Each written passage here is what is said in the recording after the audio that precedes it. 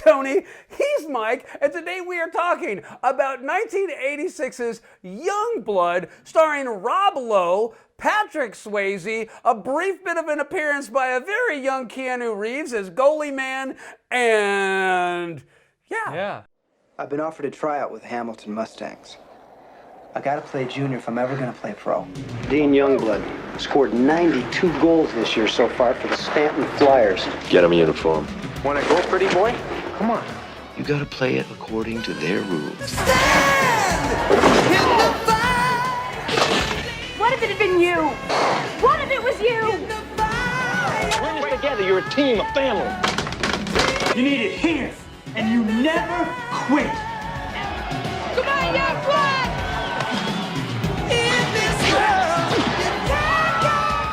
Rob Lowe, Cynthia Gibb, Patrick Swayze, Youngblood.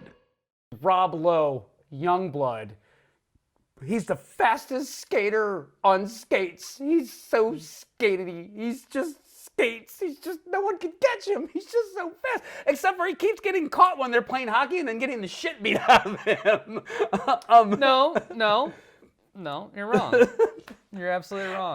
Because I obviously got to defend this movie. Because you hated this thing, obviously. It's written all over your fucking face. I didn't hate it. It committed the biggest sin. Okay, go ahead. It bored me. Okay, so anyway, Rob Lowe he's a farmer's son. His brother went out to be a hockey player. He lost an eyeball. His dad's trying to dissuade him from becoming a hockey player because he might get hurt because he's so damn small because he's only like 5'8", 5'10", whatever it is. Yeah, he's a little guy. Yeah, 160 pounds. I've been offered a tryout with Hamilton Mustangs. I can't afford to hire someone in your place. Figure maybe we could get a tractor with my bonus money. Yeah. Like with Kelly's bonus? All he ended up with was a stick in the eye and a $2,000 doctor bill. Just a smart-ass kid. We all were. The first week. He's so goddamn small. Well, he'll grow.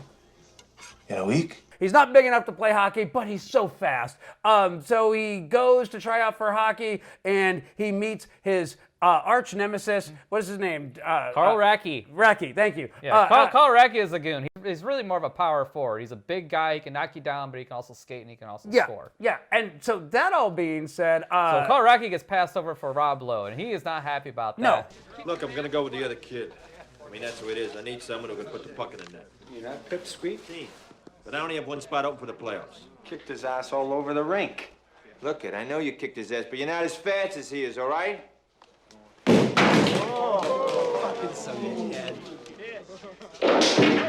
Fortunately for Youngblood, he gets picked up by the nemesis of the Mustangs, who is the Thunder Bay Bombers. Our own Thunder Bay Bombers! Don't be a son of a bitch, they picked up Racky. Another animal for the zoo. Yes, thank you. And so basically what then follows is Rob Lowe being hazed by his teammates, and then he plays his first round and he gets his first goal and he's given his first puck, but he gets pulled off the ice after his first goal, so he throws the puck away because he's just sad and angry about the whole... Well, he gets pulled off the ice because he's found that he's has interest in the coach's daughter. Oh no, that's never happened in any movie ever before this. You know, your dad benched me. Derek says it's because I'm seeing you. Maybe he's right. But, and the coach's daughter just happens to, oh no, I don't date hockey players, except for she totally does date hockey players. And she doesn't follow hockey, except for she totally follows hockey. He scored! Way to go, Youngblood! So yeah, that's all the trope. Now, naturally, Patrick Swayze, the team captain, Sutton, he gets injured by Racky, and he hits his head on the ice pretty good, and he's got to go to the hospital, and this just shakes Youngblood to his core. So therefore, he's not going to get out there and do those drills because they're worried about getting hurt, and the coach is trying to keep his players safe. No, he's going to walk because, damn it, and he's going to go all the way back home. And then his brother's going to tell him, you're a damn idiot. I don't know about you, but I would rather risk that than work on this damn farm. My best friend's not feeling too well. Hey, he's half dead, you asshole. I don't give a fuck if he's all the way dead. Does that mean you are too? I didn't bust my nuts doing the work of 2 on his farm so you could come back and whine about hard luck stories. Oh, you candy ass. I got down on my knees. I begged him to let me play with one eye. You think your friend Derek would have hopped the bus home if you cracked your skull open on the ice? No way. And if you were so concerned about him, you should have stuck around.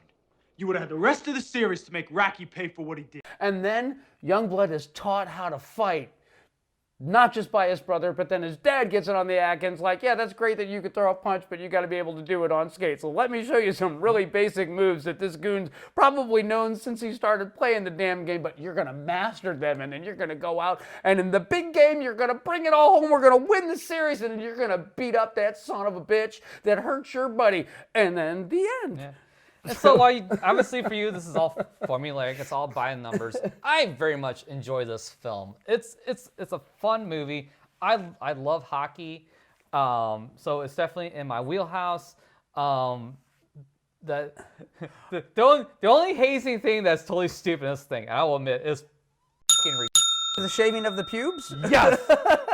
Yes. And it's weird because there's some weird homoerotic thing that happens, like it seems like in every sport that people get involved in. I don't know why they do this, but whatever. I guess it's locker. It's supposed to be like, you know, you're comfortable with these guys because you're like butt naked in the showers with them all the time. So it's not sexual unless you're an outsider looking in. But no, this one totally. When Patrick Swayze is supposed to be the surgeon and he's got a jock strap as his face mask and he's shaving off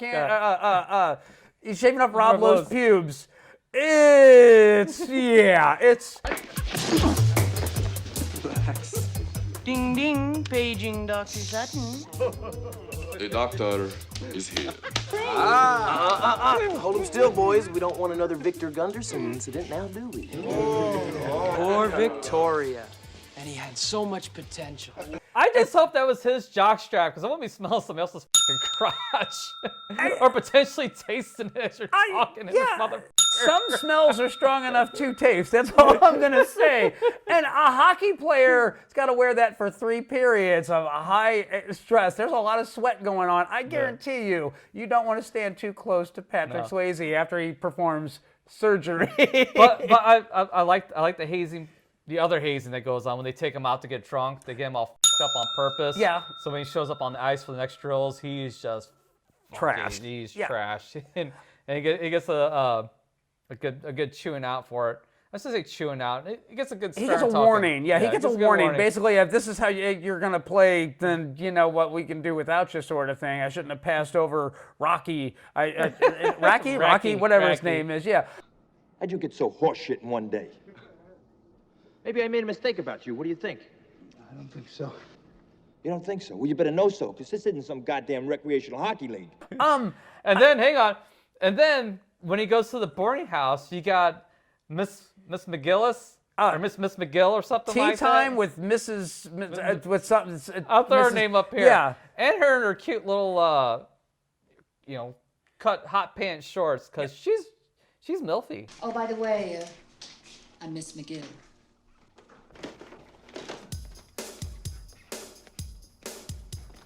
Yeah, oh, she's totally milfy. I didn't have. And she proves it with the tea time. Oh, yeah. 1, 2, 3, 5, baby. She do it to me last year, huh? She do it to me last night, huh? See, they needed more of her in there. It would have been a more interesting film to me because I get that. I understand like she's a big fan of the young players before they make it big, and that's kind of like she's choosing talent. Well, like I said, the fact that she actually pulled out the deck of cards and she's like, oh yeah, this is him and this is him, and it's just kind of like, okay, there's some real character moments. But then but they're doing that in Bull Durham. Was this before or after Bull Durham? This is before Bull Durham. Okay, well then there you go. So watch that if you want Tony's premise. No, I'm just saying they could have done more with her character because I think they did enough because they actually show her walking in later with her and Rob Lowe big payoff getting it on. for that. Yeah, and she's like, oh well, I had my run. Drops the tea down, and checks the out. Yeah. So that's really good. And then when they do the when they're getting drunk and all that shit too. I love the part where they the two girls at the bar. Yeah. They take the. He takes the his teeth teeth out. sticks it in Yeah. there. And then later, when they're getting fucked up and like throwing back to the kilos, the one girl gets into it too and throws her whole fucking Bloody Mary. Yeah. out there. So, And the one girl like starts crack up laughing, then actually blows fucking bubbles in her margarita and just splashes herself with it. yeah. That's hilarious. And then, while the courtship is very by the numbers, I do like the fact that they stuck with the details. There's continuity. He gives them the thing of Moby Dick. Book of the month selection? I guess. Here. Heavy. And no pictures. I'll buy it for you. I'll give you something to do on the bus. And in bed. And every time you see him after that, he still has that book. Yeah, For the whole yeah. rest of the movie. So they paid attention to the detail in it. And I like Racky as an antagonist. He's a great antagonist. He's intimidating. He's threatening looking. Carl Racky, 6 feet, 198 pounds, 15 goals, 22 assists, and 378 minutes in penalties. And even the Bombers, like the goaltender, has that skull on his hockey mask. So they really drive that home, that imagery. The casting for this is actually really. I mean, whoever did the casting for this, because Rob Lowe was a nobody, Patrick Swayze was a nobody, Keanu Reeves was a nobody. So whoever did the casting, bravo. Yeah. I mean, you got an eye for talent. You can pick them. No two ways about this. Well, he probably saw fucking Outsiders just a couple years before this. So. Because Rob Lowe was in Outsiders, and so was Patrick Swayze. Keanu Reeves was not. Yeah. So I mean, he has such a bit role in this. I know this has got to be before he did anything else. So I mean, like he's got like maybe 2 lines of dialogue, and then he's in the locker room. Is Keanu Reeves Canadian? Because this is a Canadian I thought production. he was Hawaiian. I don't know. Yeah. So, I'm just asking. I don't know. So, but I don't know where yeah. he's born or where he was raised at. Here's the part of this that really bothered me. Okay. Is that we keep hearing how fast a skater Youngblood is, how he can outskate everybody. And then every time that they're showing hockey scenes in the film, it's all in slow motion. So it robs any speed of anything that's going on. And I can appreciate they're trying to show like how graceful he is, but if you're not familiar with the game, if you can't spot like what makes this guy faster than everybody else, if you don't know this, if you're a general audience person like myself, who is not a hockey fan, but I love a good sports film, every time that they're showing him skate, it's like, it's in slow motion.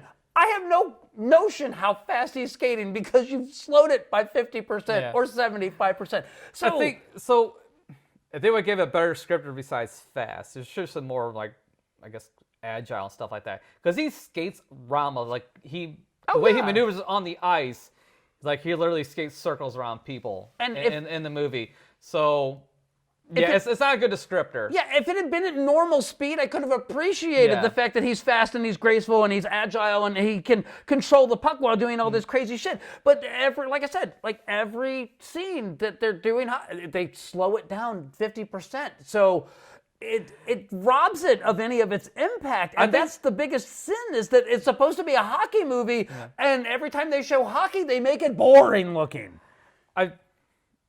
You're not wrong there. And I think the reason why they did it was probably to show those guys in camera as much as possible. Sure. Like the actual actors in there. And I'm sure they can't... like if you turn them loose and try to actually like show them playing hockey in real time, probably have been a very pathetic display. I'm guessing that's what it is. I really don't know. Just going to say, Slapshot had a bunch of actors that never played hockey in their life, and they somehow made Paul Newman look like he could play the damn game. Suzanne sucks. So if they can do that with someone who's not at their prime, not at the peak of their athletic prowess, I'll watch the shit out of Slapshot because it's funny and the hockey actually watches like watching hockey, and they didn't feel the need to like do this slow motion weird thing, which robs it of all of its action, or it robs it of all of its intensity is really what it boils down to. I'll agree with you there. Absolutely. Well, the other thing is, and I got to ask this too. Patrick Swayze fell and hit his head on the ice, and they're basically saying he had a skull fracture and they had to put a plate into the back of his head. Is that a frequently occurring thing? On the ice? I have no in hockey in general. Oh, getting injured? Yeah, if you fall on the ice without your fucking helmet on, yeah, you can injure So, pretty easily.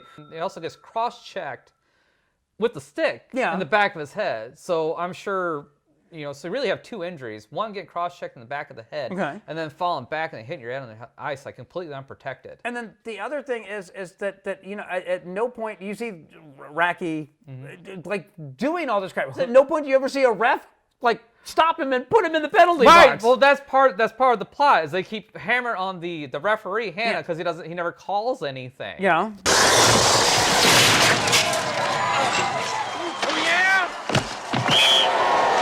Carve you up, Racky. All right, settle down. Okay.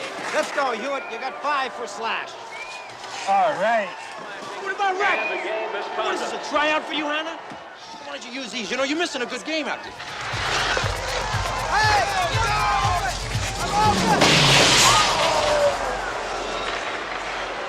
Hey, cheap shot! Hannah, open your eyes!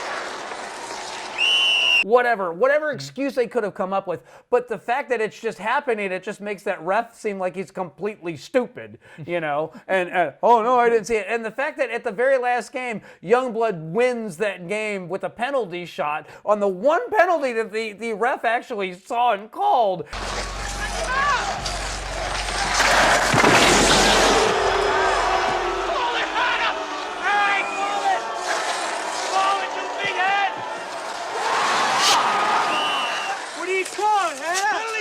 I love you, Hannah!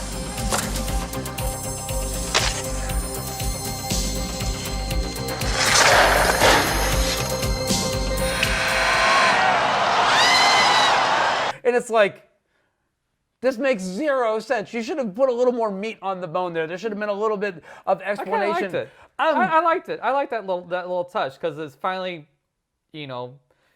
like you said, because they've been playing this up to this point where he has been called. Well, finally gets called, and then his team loses for it, and then not only does it lose for it, he also gets his ass handed to him at the end, which you knew it was gonna happen. You knew he's gonna get a fight. You knew he's gonna win. Shove that stick right up your ass. Kick his ass! What stick? They want to fight, let him go! Come on. All right, get on.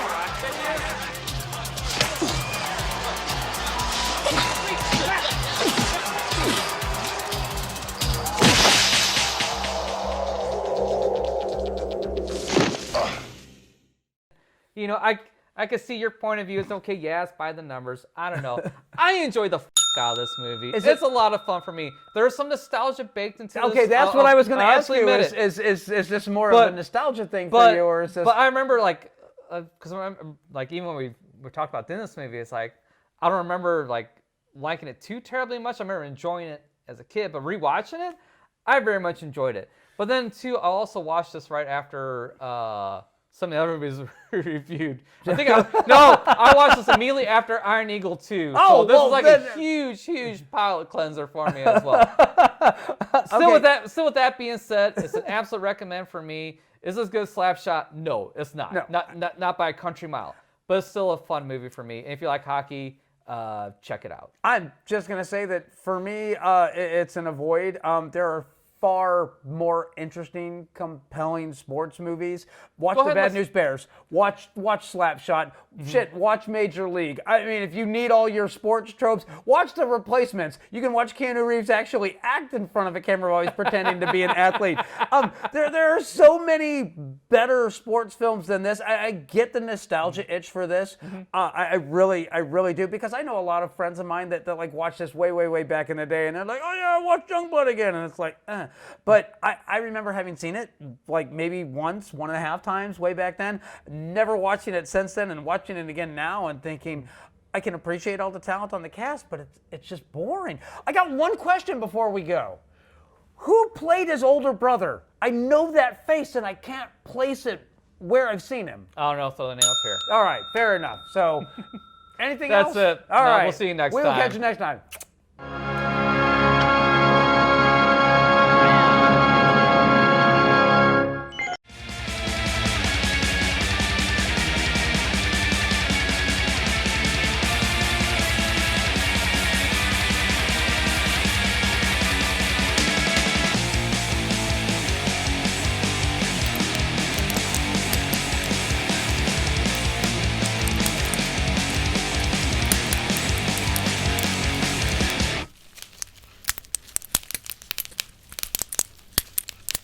Quick and Dirty Youngblood 1986 sports drama. Is that what they're calling this?